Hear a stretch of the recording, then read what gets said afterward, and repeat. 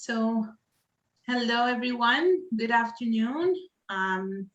Thank you so much for being with us this Sunday afternoon. It is for us a great honor to be presenting to you all. My name is Christina. I'm a case manager for the Gatekeepers program through Catholic Family Services of Hamilton in Ontario, Canada. And that's my colleague. I'm Joanna Crashley, also a case manager with the Halton Gatekeepers program in Ontario, Canada. And today our presentation will talk about, so let me start by sharing my screen with you all.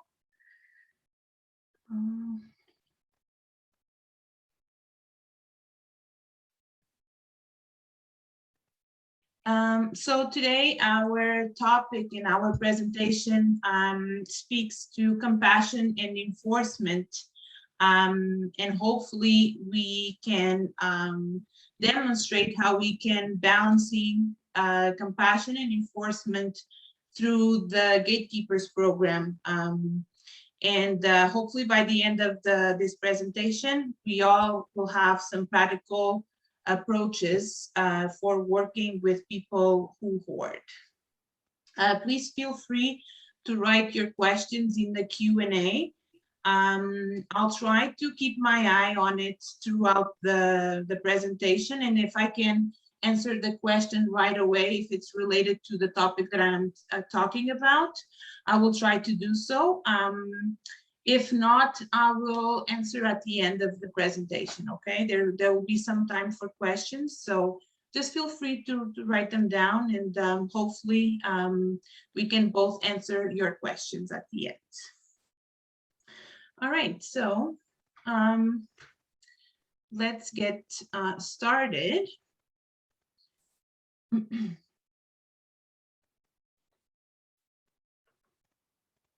Compassion versus enforcement. So our program, Gatekeepers, is focused on the client first, and then on the clutter. We like to work and with the client and involve the client throughout the entire process. And we provide understanding and empathy to engage with the client and to be supportive to the client.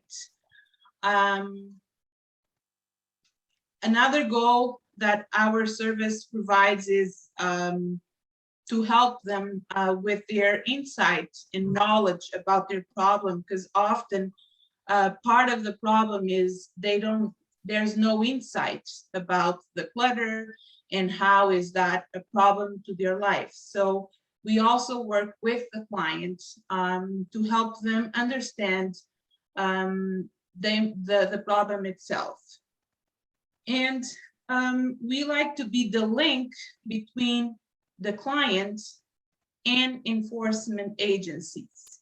By enforcement, it could be fire department, landlords, bylaw, human society, it's you name it. So all those enforcement agencies, we like to be the link between the client, and sometimes we advocate on behalf of, we advocate for our clients, either to get more time or just to be more understanding. And that often is how the compassion comes from. It's just towards the client. That's why we like to say that the client comes first, then the clutter, we address the clutter second.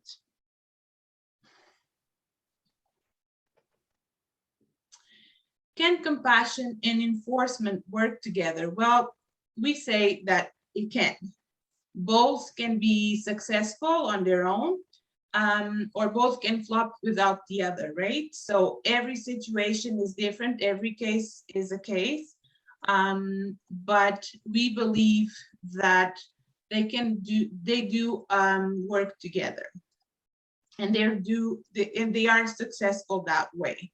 We'll often build a report with the clients and help them receive other services, other assistance that they might need, and not necessarily address the clutter or help the client declutter it. And that's where the enforcement can help, right? Because we have a great relationship with our client. We are great in helping them, getting service and help from the community, from other service providers. But when we address the clutter problem, that's when the client shuts down, and we're not very successful that way. But if there is some safety concerns, then we often refer to the enforcement, for instance, fire department, and that's where they can help. So they'll play the bad cop, and we will play the good cop. We will talk more about it further down in our presentation, how that's one of the strategies we use. So this will be addressed later on.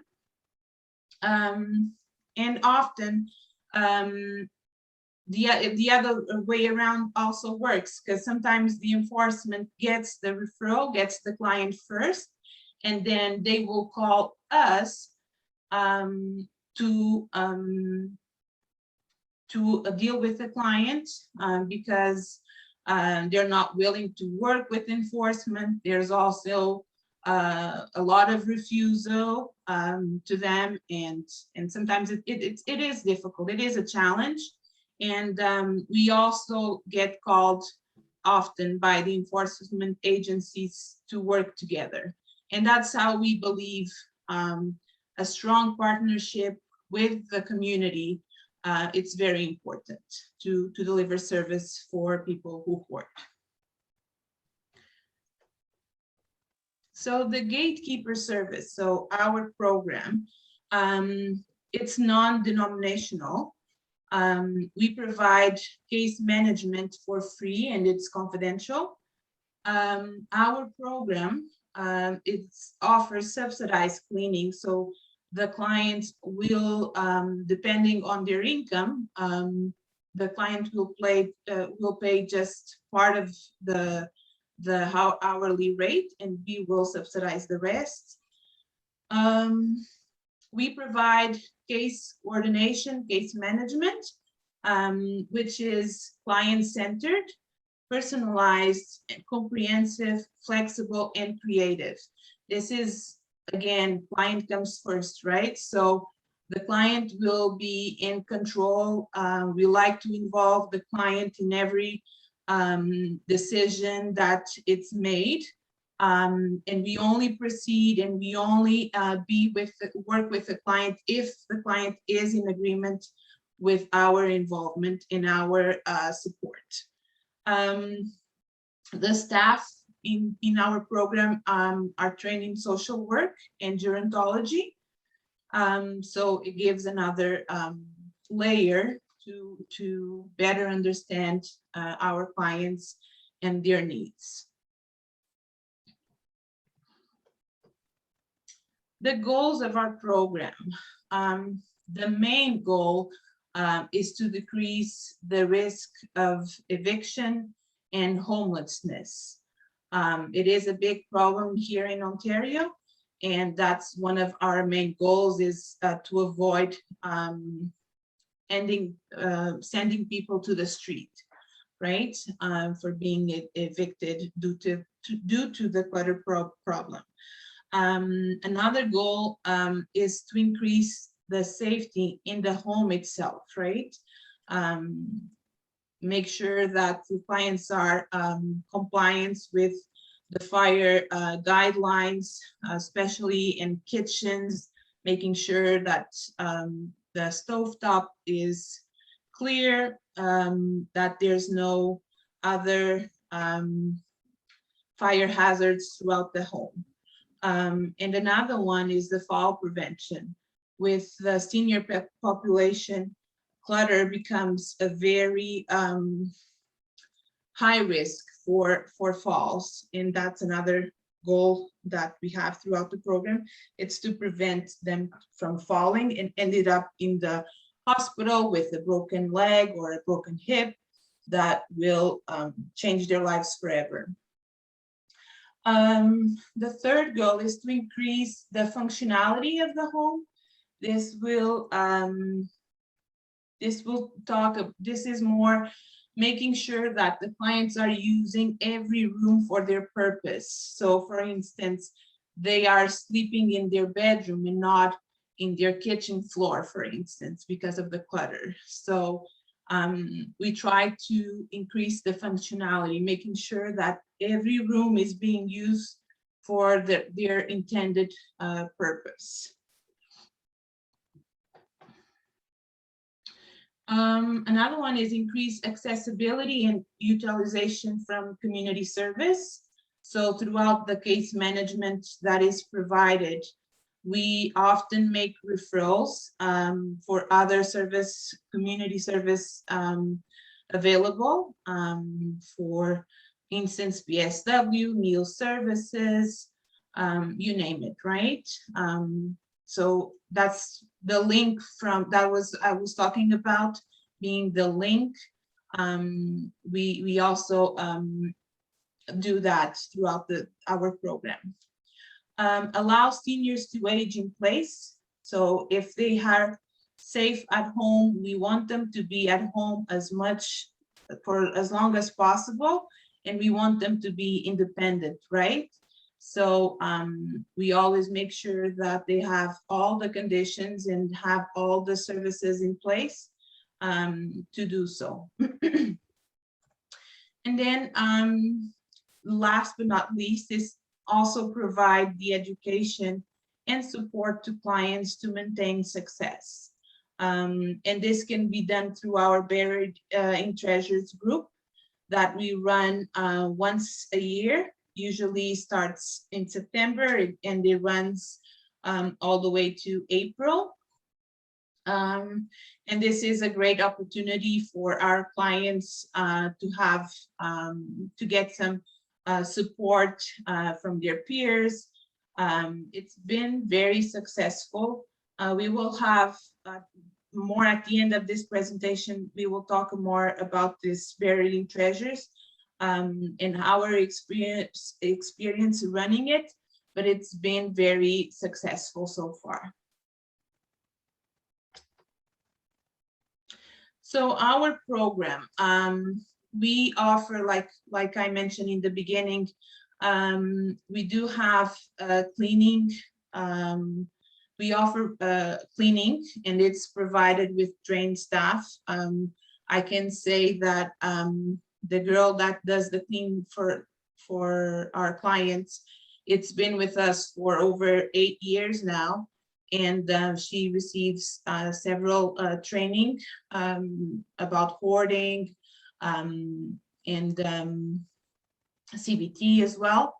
And another component from our program is the sorting with myself and Joanna during home visits. So we usually see our clients weekly or bi-weekly, depends on the case, depends on the client itself.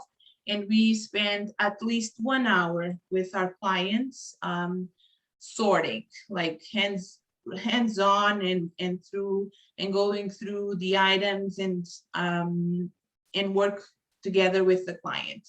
This has been very much appreciated by the clients. They say that this is very unique and they really appreciate our time with them and do the work with them, because without us, they wouldn't probably do it.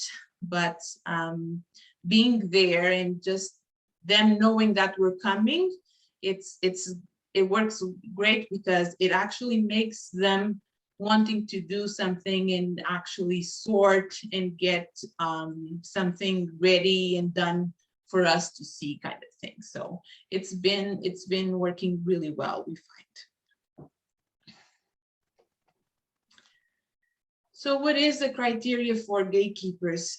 We serve people, adults with 49 and older in Halton Region, so in our here in Ontario, and we serve all these cities.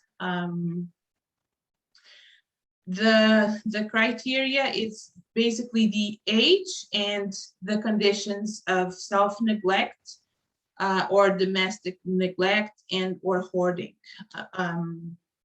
Also Diogenes, like I'm sure throughout these days, yesterday and today, we've heard a lot about all of these, so I won't go into the specific of what is a self-neglect or hoarding or Diogenes, but these are the criteria to receive service from our program. So our case management component from the program, it's client-directed service. So the client, like I said, he's in charge and he's with us for as long as he wants to be working with us. There's no timeline, there's no deadline to be receiving service from our program. We have no legal authority to enter private property, so we always go into their homes with clients' consent, and we work with them with their consent. Be respectful at all times.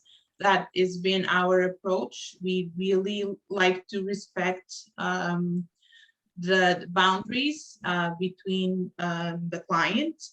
And we always, like I said, we always respect if the client is not ready to work with us at the moment, but we keep on trying and getting the client to be motivated in working with us. The case management also have limitations of our services, right? We can, like everything else, we do have some limitations. And then the closing versus monitoring. Instead of closing the file after, let's say, several cleaning sessions, we like to be involved a little bit longer, just to make sure that the client is stable and is ready to continue the journey on by themselves. And if not, if we do ended up closing, and if the client later down the road wants to be referred again, he can call us and self-referral to the program and can be receiving service from us again. We do provide outreach program, so we do provide the home visits, like I was telling you about. We provide comprehensive assessments, so that would be one of the first things to complete once we go out to meet the client, is to assess the home, to see what fire hazards there is, what areas of the home needs to be addressed first. We also assess the client itself. How can we work with the client and get and do like an intervention plan together with the client, where we set up goals room by room, and we address a room at a time, always with client's consent. And the client, it is client driven, right? So the client is in charge. So we do provide that. We also like to connect with family and other supportive networks that the client may have, just to make the client feel safe, if that's a strategy. For some clients, for instance, they refuse to have family involvement, so they prefer not to have, they prefer the family not to know that we are involved, because sometimes the family doesn't have no clue how this person lives, and they want to maintain it that way, and we respect that. But whenever it's possible, just to make sure that the client is being supportive, it's being supported, we like to connect with family and friends and other networks. Like I said, link the community service to the client as well, and work with the client until it's stable and be able to proceed on their own. Christina, there's a couple of questions. Maybe we'll answer the questions for this section just now. Sure. There's a few. Gail asked, the case manager who helps with sorting bi-weekly, does this mean twice weekly or every other week? Do you have a sense of which frequency is most useful? And I think our goal is always to do weekly sorting, but the bi-weekly is more when the client isn't quite ready yet, or they're not willing, or they're canceling quite a bit, but weekly definitely is a better option for that. Another question was, what is Diogenes syndrome? So Diogenes is living in squalor and self-neglect, and is without the hoarding aspect, or could be with the hoarding aspect, but it's more the like the dirty part of hoarding. So it doesn't have to be clutter, it's where the self-neglect and the domestic neglect. Another question was, how is our program funded? And any suggestions regarding funding in the US? So we are pretty lucky. We have a Hamilton Gatekeepers program as well as the one we have, and we're funded differently. The Hamilton side is funded through the government, actually. We are funded through Halton Region, which is the area that we cover, and it's through their community funding that we apply it used to be every 5 years, now it's every 3 years, and they assess again and then give us funding, or possibly not. We hope that it continues, but it's never guaranteed. So I honestly don't know for the US. Do you have any ideas, Christina? Same thing. I think just, talking to the communities and the governments in the cities and seeing if there's any funding. There's always money, right? Yeah, raise awareness. I think that would be the main key, but and try to apply for those community fundings that sometimes comes around, and just wishing you luck. I don't know. I have no idea how the US can. And another question was, how long has the program been around and who funds it? We've been around for, I think, 12 years now. Maybe 13, 12 or 13. And again, another part was who funds it, and it's Halton Region. Yeah, we do have a little bit through the LIN, like very part of it is through the LIN as well, but most of it is through Halton Region. Yeah. All right. Oh, another one.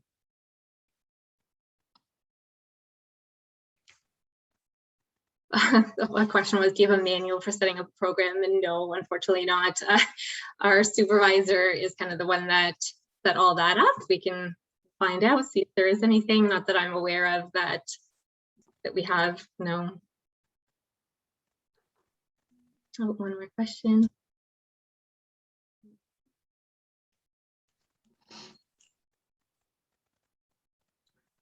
Oh yes. So just as in the US, some community organizations can ask for state grants to assist. My own town has done this successfully several times. It's kind of the same thing, right? We asked for not our state, but our province and our area. So there's always some money that they're always trying to give money away, right?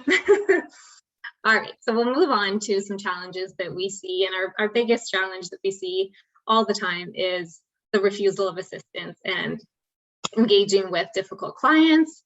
Refusal can look anything like just ignoring our phone calls or our attempts to knock on the door, to blatantly just saying no, go away. And we'll talk about some strategies to engage some of those clients that say no to us in a bit. Another challenge is really making sure that the first cleaning or sorting session is a positive experience. And we're all human beings and don't want to do something that we didn't enjoy the first time or found really traumatizing. We don't want to do it again. So our main goal is to really keep the client informed so they know exactly what's going to be happening during those sessions and have them involved. You know, they're going through every single item with us and nothing is touched or thrown away without their knowledge and consent. Another challenge is the concept of community versus individual problems. The individual is a single family home versus the community being an apartment building or a townhouse where walls are adjoined or there's somebody above and below you, because there's just a greater risk for fire if you're attached, as well as pests getting through. So it's a lot harder to enforce if it's individual, and a lot easier for the fire department or enforcement agencies if it's a community development. And transportation is one of our challenges. Just as a program, we are unable to transport clients in our own vehicles. So we find other ways through taxis or seniors services. So that way they can get around.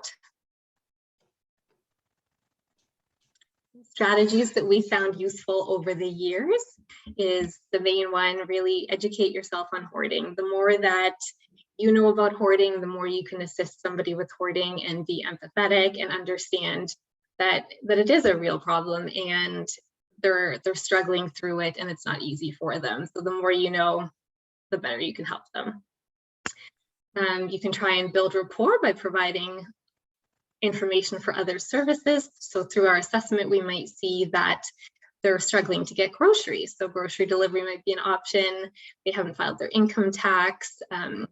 Their pets are lacking in whatever ailment, and they might need a vet to come to the home. So anything that we can assist with in that way and build some rapport that way is great. And then hopefully they'll let us do some sorting with them eventually. Focusing on the person, not the item. And I think that's a big thing, that if you're going in and you're constantly focusing on, we need to get rid of this clutter, we need to, get as much as we can out quickly, that person won't engage with you. They're going to more be disengaged and not want to work with you. So it's really important to understand and go through, understand that they're going to feel some anxiety when you're coming and not really love our visits, right? So we really like to focus on the person, and obviously the clutter is important to go through, but really understand that the person comes first. Be persistent. I know this isn't easy for a lot of social service agencies. They don't have the luxury like we do. We have no time frame that we need to close a file. I know some in the area they get 3 visits or 3 attempts and then they've got to close the file. So we're lucky that way that we can make 50 attempts if we really want to. And it is true, you really have to try often with certain people, and it's just unscheduled home visits, knock on the door, leave notes, phone calls, anything you can kind of do to get your foot in that door. You can offer to be part of the decluttering process if you can do that as a friend or maybe a relative or an agency. If you can spend that time with them supportively going through the clutter with them, they'll feel supported. And with the seniors that we work with, a lot of them aren't able to move some of the items, or their mobility isn't great. They can't get the garbage out, things like that. So being there to help them is a great help for them. Like Christina said, the bad cop, good cop. I mean, unfortunately, it's very cliche, right? But it does work. If enforcement is already involved and they call us, then right off the bat, we're the good guys, and it's a good place to be, right? And they like us because we're friendly. We're not the enforcement, so we're not making any rule and not charging them with anything. We're just there to help. So most of the time, it is a very good tactic. The next one is focus on reasonable and attainable goals. And the goals should just be very small at first. I mean, some homework might be to go through 10 pieces of mail over the next week, something small that they can attain and then be proud of and get motivation from to do more. And when we're going through areas in the home, start with a small area and just celebrate the success of all sizes, even if it's just something small, because you'll be able to maintain it more and it'll encourage further change. If you're really struggling to get in, investigating other service providers. So if they're getting personal support workers in, or they've got a mental health worker that goes in, joint visits with them could be a way that you could get in. They might say, oh, this is Christina, great. This is my friend, she's gonna come with me, and it's your foot in the door that way. Another one is allow time to earn the client's trust. I know that's not realistic for some people and it's not easy, but really some of our clients are willing right off the bat, but there's some that take a long time. I know I've had some that take 3 months, 4 months, and it's just consistently calling, and I don't know why they sometimes just say fine. Maybe it's just shut me up, I don't know, but eventually, hopefully, they engage with us. My favorite is finding a common interest to initiate a conversation. So obviously this is already when you're in the door, maybe you're just at the front door. I have cats, so as soon as somebody has a cat, we start talking about cats, and then magically, I'm a favorite. So I think it's anything, if you see, a picture of Manitoba on the wall and that's where you're from, or some connection with the person, I think kind of puts them at ease and gets you an in that way. And some approaches to avoid now, of course, don't judge or proclaim disgust or go in saying that the person is wrong in the way that they live. It's just not a good way to start things. I know it's sometimes if you go in, it is overwhelming. Christina and I make it a point to not wear gloves. I know a lot of people that do wear gloves, but I think it just makes the person feel more comfortable when you're going in and you're dressed clothes and you're showing that it's fine, it's okay, and we're here to support you. Do not touch or discard items without consent. I mean, that's pretty obvious, but it's literally every single item. So even if you see a toilet paper roll that you might say, oh, you know what, that's just recycling, you really have to ask, because to somebody with hoarding tendencies, that could be something very important, and something that's not important to me might be important to them, and vice versa, right? So it's important to get that consent so that they trust you, because if they find something in the garbage that you thought was garbage, you're not going back. Don't expect or push a quick cleanup. Hoarding didn't happen overnight, and the cleanup's not going to happen overnight, and likely it's going to be months, maybe a year or longer. I've got several on my caseload right now that I've had for 5, 6, 7. I've got one guy that's I've had for 8 years, and I mean we've made progress, but we're really just maintaining that progress at this point, because we know that as soon as that file is closed, he's just going to relapse, and we're lucky that we're able to do that. But I know not everybody can. But really, please don't expect a quick outing, because it's not going to last. Then there's certain times that family think it's a great idea when somebody's in the hospital to just clean up, because then it's safe. It's, they think it's great, but it's not. The person just comes home and gets more stuff. Unfortunately, it's not a long lasting thing. They really have to work on changing that thinking and changing that behavior first. Don't expect perfection.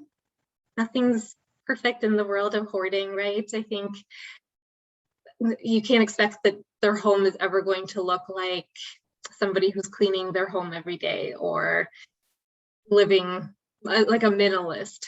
It's just not going to happen. Do not add to the problem.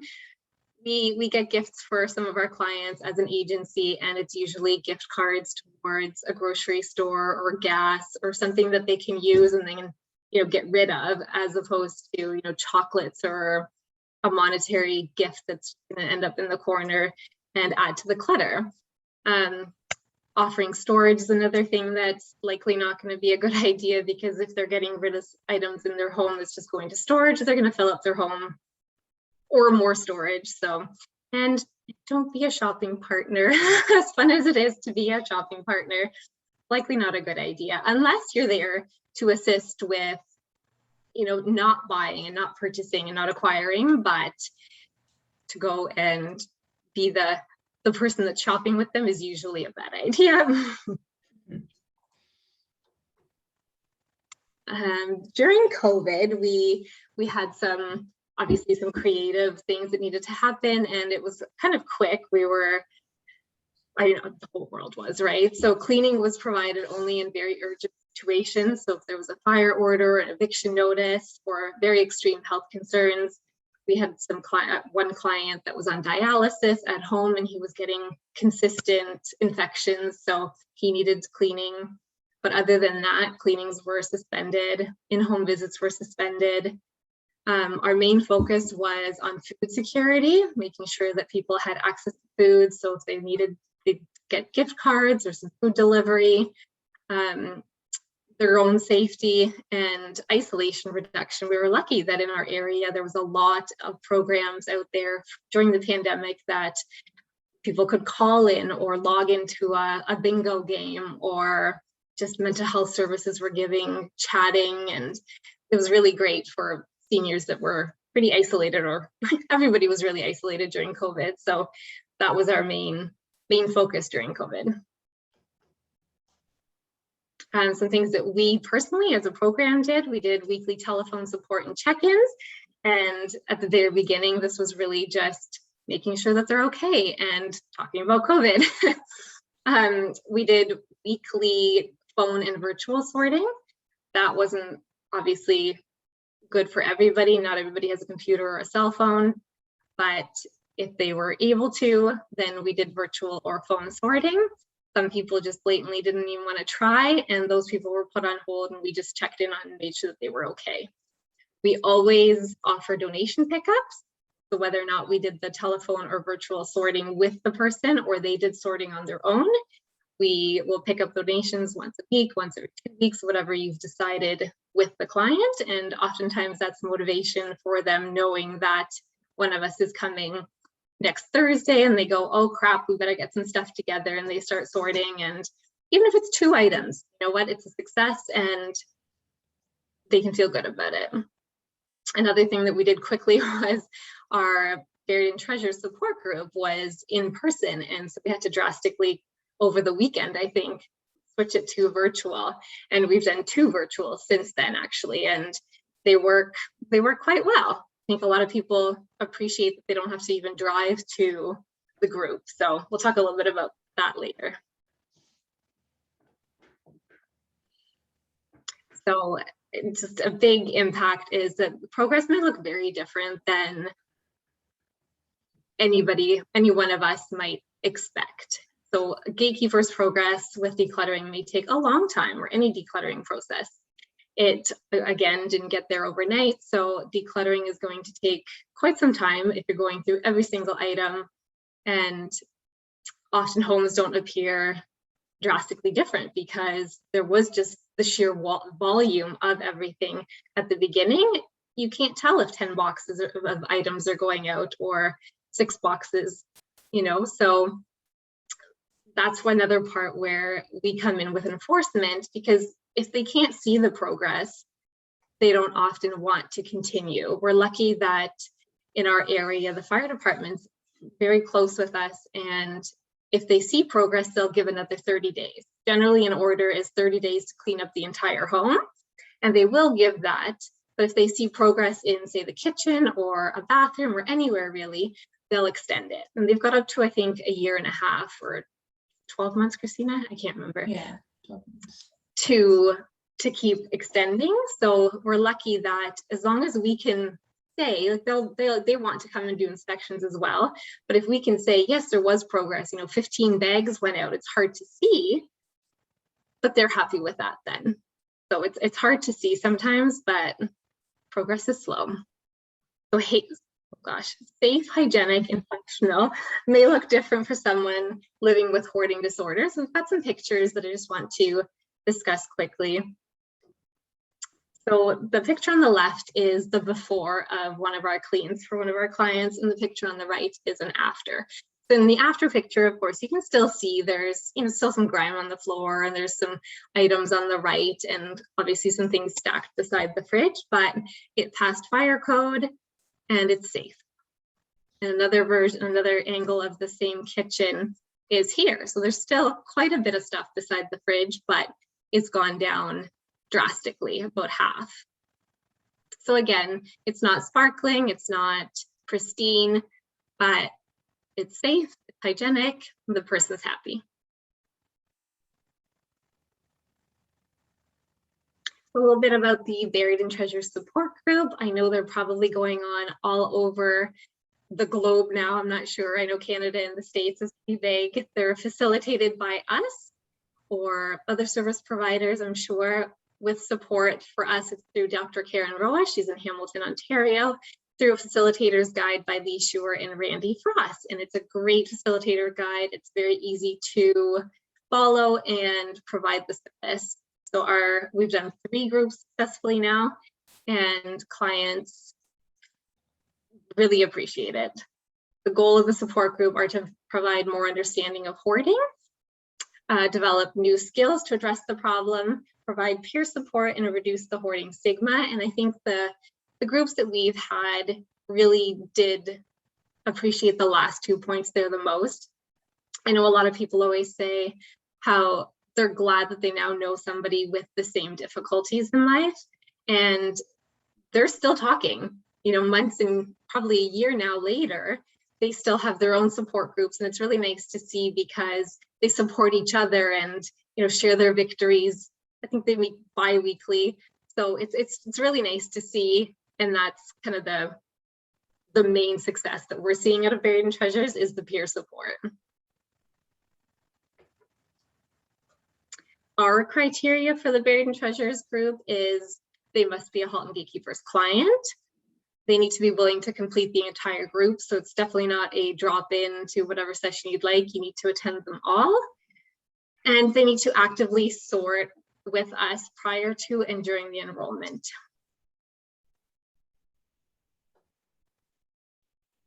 Our referral process is very easy. It's user-friendly. Anyone can refer. You don't need to have a physician or a doctor's note, and you don't need a health card. It can be anonymous. Anybody can refer. So if you're in our area, call CFS or download a referral form on our website and give us a call. Here is our contact information. If you have any questions or concerns. Now we can go to questions.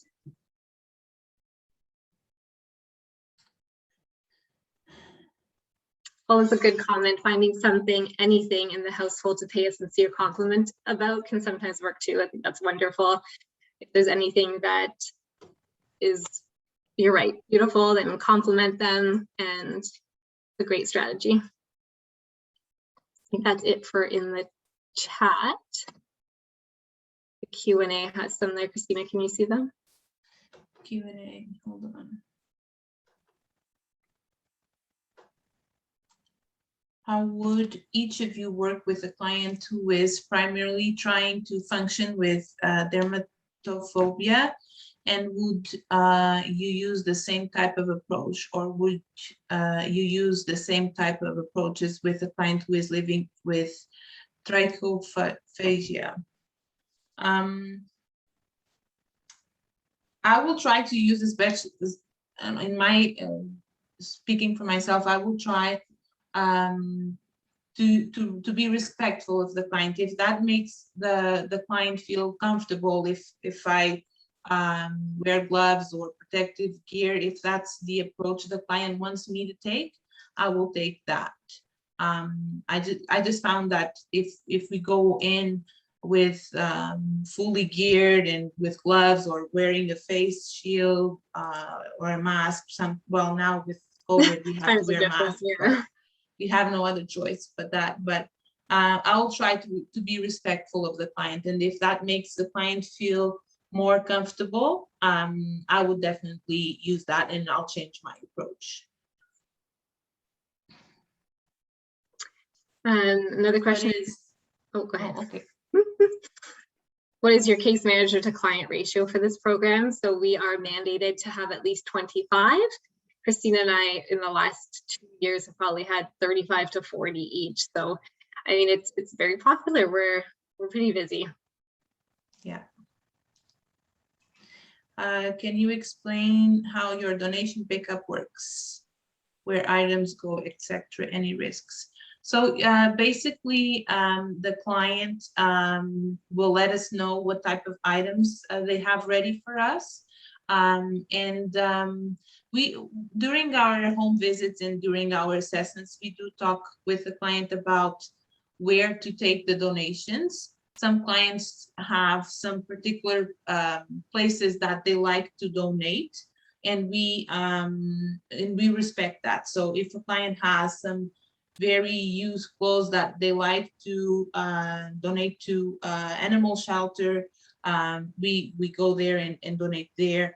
If some other clients prefer to donate to the women's shelter, we donate to the women's shelter. So it is some other clients, they don't even care, they just want to get rid of the items, and in those cases we get them to thrift stores and Salvation Army kind of organizations like that.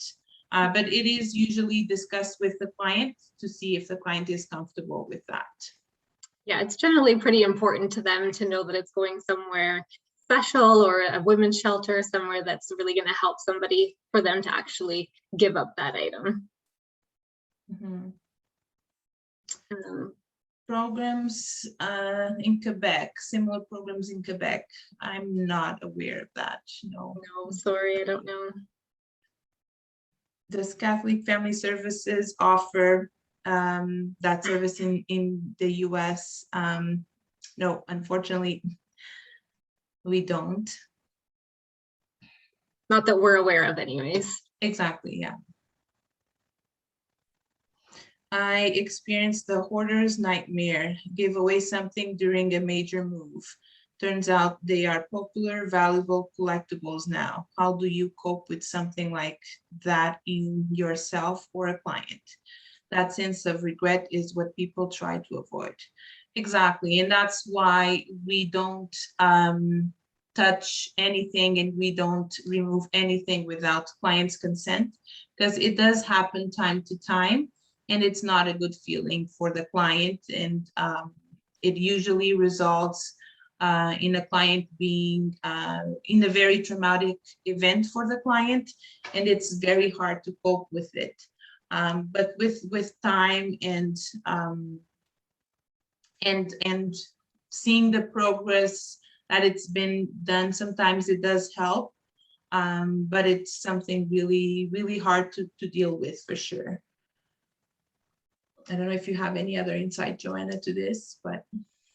No, I don't think so. I mean, I agree. It's a nightmare. I think we all do it with certain things that we regret, but we do it in kind of an experiment fashion with some clients of ours, that we might take something for a week or 2 weeks and see what their anxiety level about giving the item away is. And often we do find that their anxiety goes from, a 10 to a 3, and they say, fine, you can keep it or take it for donation. So the experiments really work. If you've got the capacity to do that with people, then I encourage you to do that, because it really works. But unfortunately, no, I don't have a good answer to focusing on that regret. I don't know.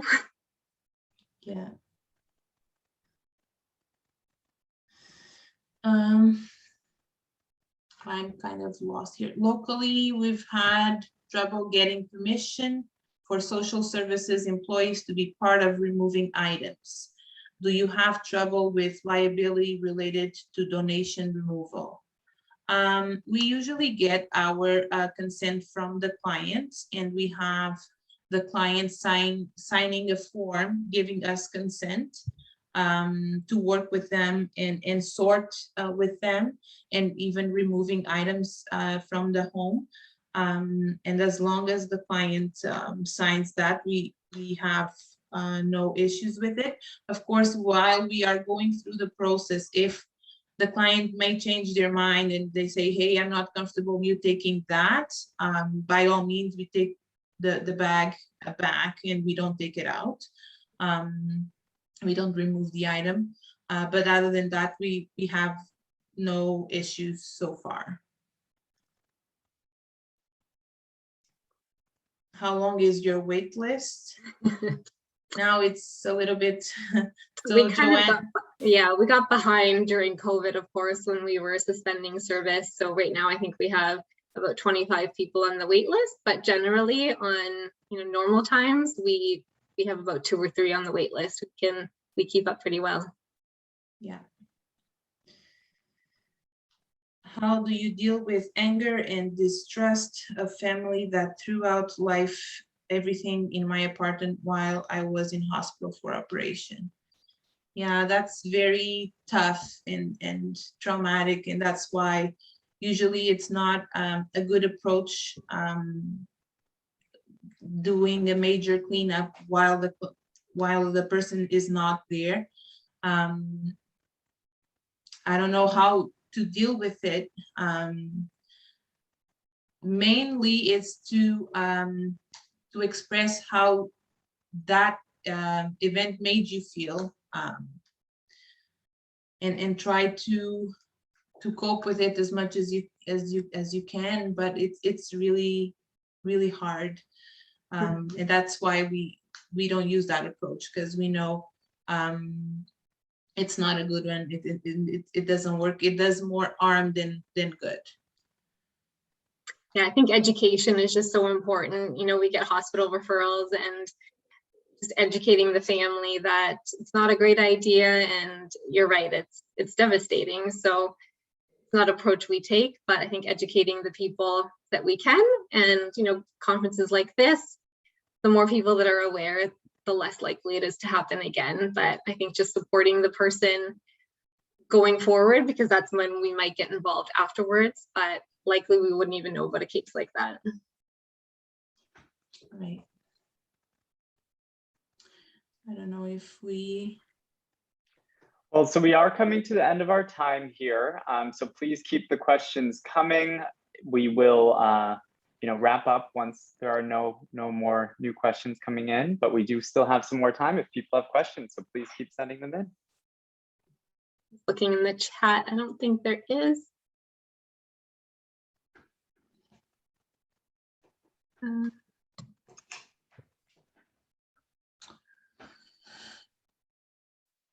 The chat. Oh, it's just sending the link again. Well, it says Catholic Charities has a great program in Milwaukee, hoping for the same in Minnesota someday. I'm not a clinician, but to me, help anonymous attendees and it's heard their question. Many of the self-help books, for example, Overcoming Compulsive Hoarding, have exercised to help people learn coping mechanisms. Great idea. It says you are doing such important and sensitive work with compassion and understanding. We need this field. Gratitude. Thank you. Thank you. Dealing with anger, distrust, regret, and trauma are all things mental health therapists can help with. Great. Yeah, we're definitely not specialists in mental health. We refer to Canadian Mental Health a lot and other agencies that work with mental health. So great idea.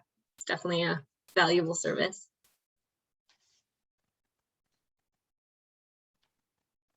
Oh, great. So somebody in Seattle is trying to do the same kind of thing. It's great to learn from those who are already doing this kind of work. Yeah, if you ever have any other questions or ideas, you can always email one of us or both of us and let us know. Anything else in the Q&A? I'm not sure.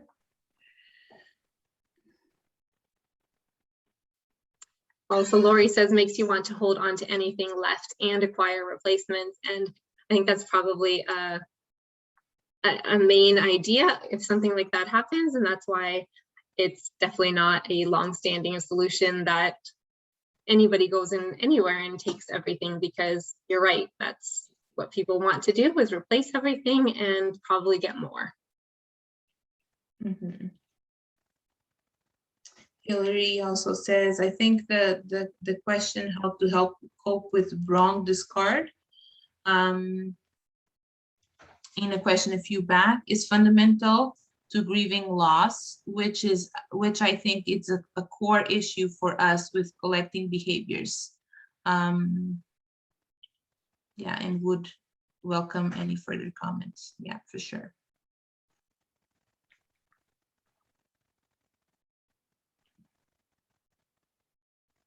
With COVID and clients always being at home, how did you help them continue to stay motivated? It's really that rapport that you build with the person, and trying to understand what is that person's goal, and work around it. Just talk about it. And if sometimes I have some clients that their goal is to have their kids back on a big family reunion, and now especially with COVID, that seems so far away to have that. But my approach is always, we'll get through this. COVID will pass, and now this is the time that we are more at home. We have probably more time. So let's focus on how to get to where you want to be. And that's usually, it usually helps to motivate them.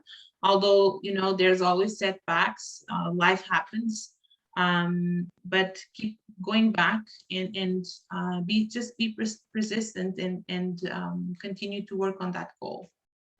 Yeah, and I think just, you know, we were doing our virtual sessions and trying to keep them on a routine, and the donation pickup really helps motivate people too, that nobody wants to disappoint somebody, whether it's their case manager or their family or their friend that is, you know, scheduled to come pick something up. So I think that's a good motivation too. Right. I think that's it, right? Do we have anything else?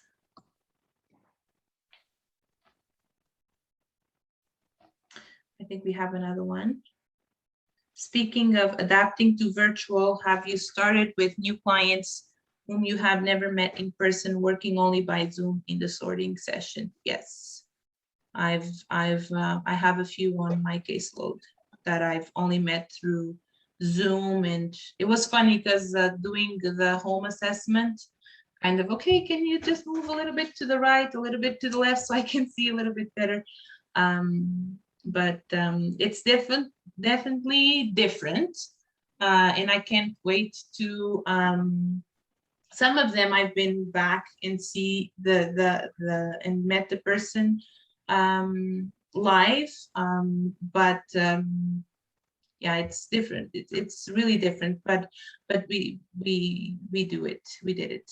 So I think for some it was really beneficial too. yeah. They found it easier to accept the service virtually and are struggling now with us, you know, starting to go back into the home. So it was kind of a blessing in disguise for sure. Yeah, I had a client that at first, when we agreed to meet over Zoom, the first 2 sessions we did, she refused to turn the camera on. We were just like, it was a telephone call, but through Zoom, and because she didn't want to turn her camera. But it was eventually then on the next ones, she felt comfortable enough to turn it on, and we went from there. But yeah, it's like Joanna said, for some, virtual is better than in person, right? So I guess going forward, we will have the virtual services and the in-person service to offer to clients. Yeah. Another question just came in and asked if we use professional organizers. in addition, as was mentioned in other panels, and no, we don't recommend, well, solely because they generally cost a lot of money and our clients don't have that kind of money. I know clients of mine have gone that route and weren't pleased with the outcome. So we don't recommend it, but I think we're lucky because we have our own cleaners and we have the ability to do the work ourselves or with the cleaners. So no, we don't use professional organizers. Yeah. Oh, somebody in Australia is doing similar work, so it's great. Okay, good. Yes. Mm-hmm. I think that's it. No more in the Q&A. Oh, there is one.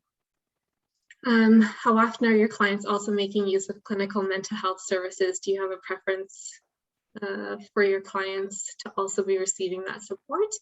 I would say probably like 80%, eh, Christina? Yeah. I think generally they're already attached by the time they get to us, or we get them connected to a mental health organization around, and it's usually pretty invaluable. Right. Oh, there's another question. How often do Buried in Treasures groups support, or are they supposed to meet? I think the options are weekly or every 2 weeks, and we have always run it every 2 weeks, but we ask the participants at the beginning and let them decide, and for whatever reason, everybody always chooses every 2 weeks. They like more time in between. They like to have like 2 weeks to read their chapter and complete the homework, so they always choose the 2 weeks option. Great. Well, thank you both so much. And thank you to all the attendees. This was such a great, thorough, amazing presentation. For all the attendees, please visit the Resource Center for more resources and helpful ways to stay in touch. The IOCDF will also be sending out a survey that we highly encourage you to take, should only take 5 minutes. And one of the respondents will win a free registration to our annual online OCD conference.